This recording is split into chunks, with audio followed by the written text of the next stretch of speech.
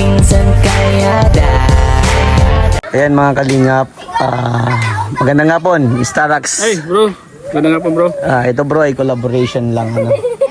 Thank you, grabe, salamat. Yan, ito ay collaboration lang natin. Maupo ka dyan at tayo po may pag-uusapan na masinsinan. Na alam kong pati ikaw ay magugulat. Sige bro. Nagulat ka ba? Kung Hindi ka? kailangan, kung masagutin natin, pero kung hindi naman, no comment na lang. Dapat pawang katotohanan lang ang ani mo ha. Ayos bro, pawang katotohanan o pawang katotohanan lamang. So ayan bro, kamusta bro? Ito bro, okay naman bro. Sa ngayon ay nandito pa lang tayo, palagi nasa may kay Kalinga Prab. Always. Kumusta ka man sa pamilya mo? Pamilya ko bro, okay naman bro. At ayos naman sila dahil lagi tayo nasama at may mga vlog naman tayo.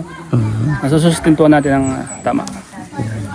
So, ito, as a vlogger, as a charity vlogger, gaano ka nahihirapan na i-handle ang ganitong trabaho tapos uuwi ka sa pamilya mo? Nahirapan o Paano ko kinakaya? Mga ganun. kaya.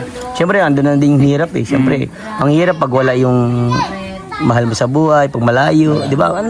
Ibang, lalo pagtatay, mahirap. Ako bro kasi bilang isang charity vlogger at kung paano ako nahirapan sa aking trabaho. Ako kasi bro sanay naman ako sa may walay sa pamilya eh.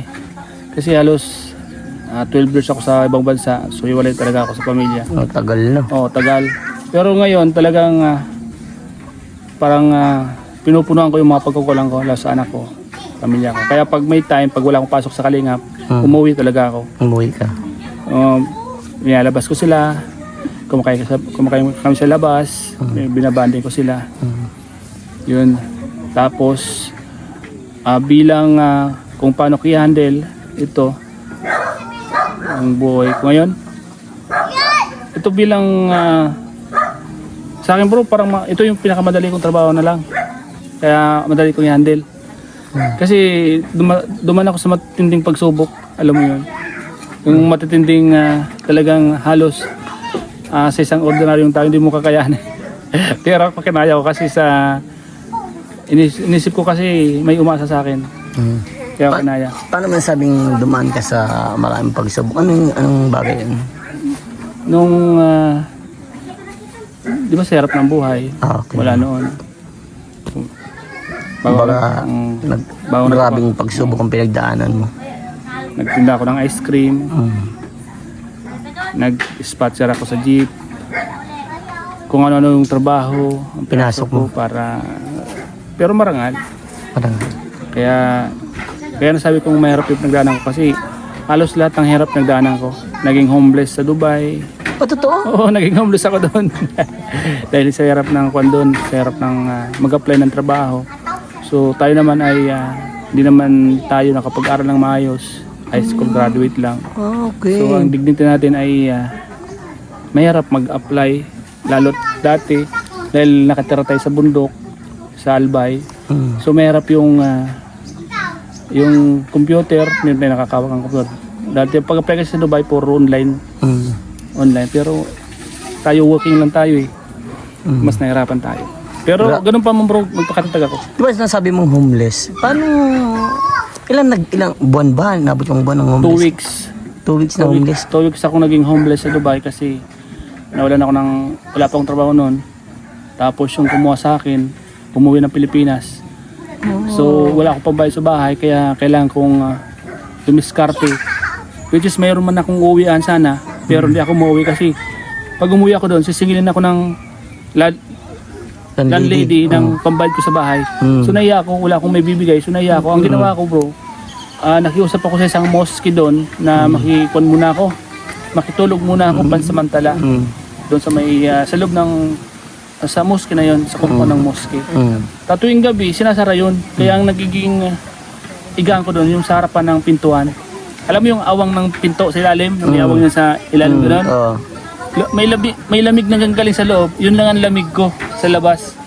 Mukha ko lang tinatapat ko doon para magkaroon ako ng lamig. Kasi sobrang init sa Dubai. Yun. Tapos naka-hoodie ako doon.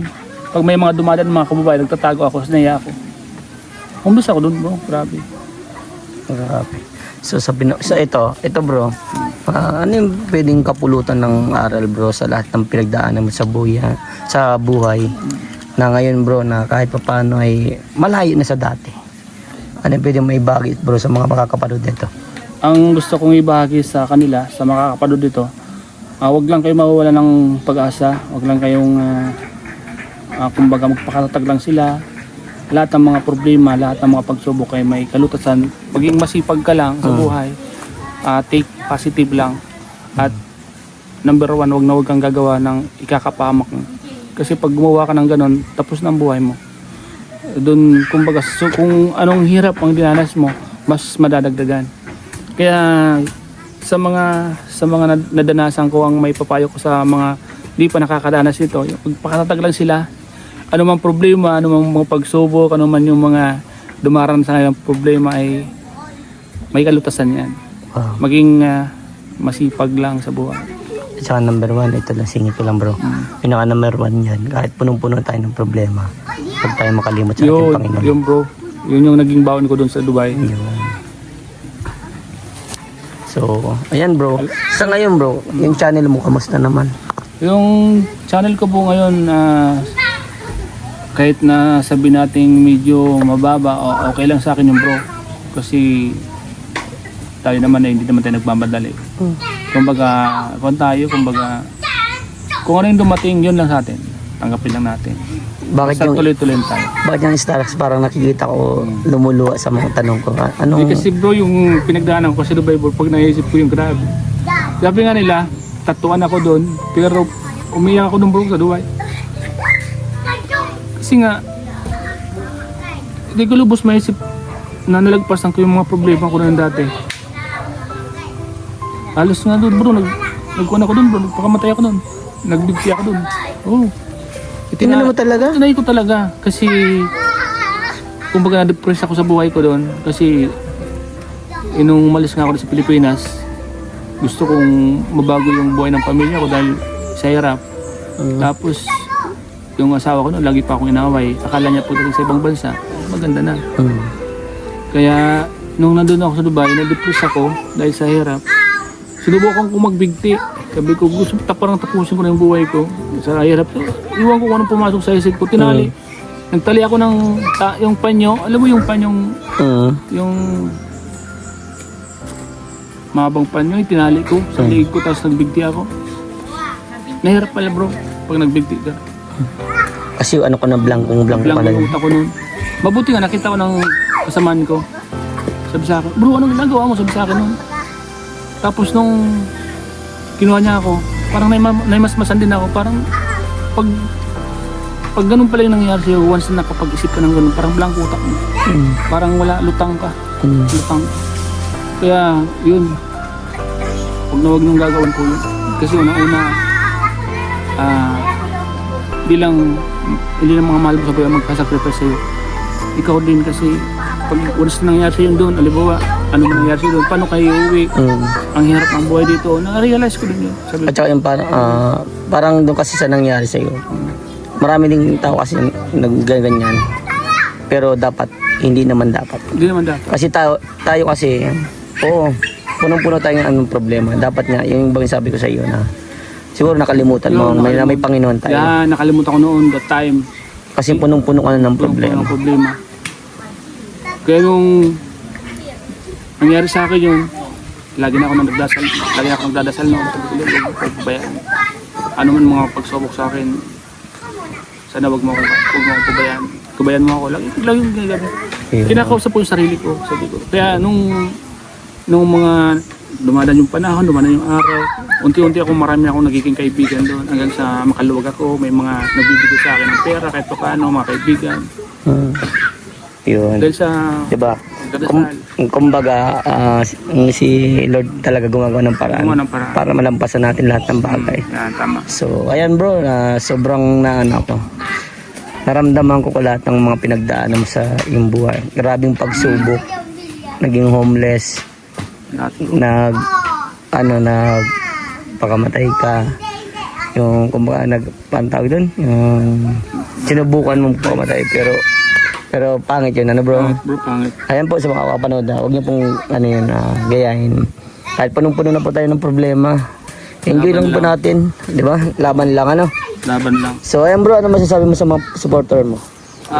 Sa lahat ng mga supporters ko, ako po'y sobrang nagpapasalamat sa inyo dahil nagtiwala po kayo sa akin, sa aking munting channel na suportahan.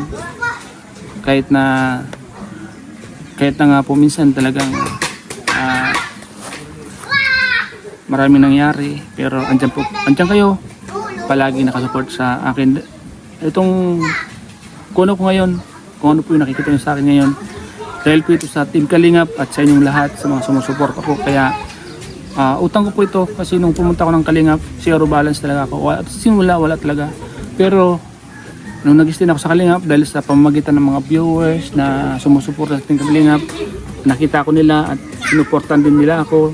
Kaya yun lahat, utang ko yun sa kanila lahat.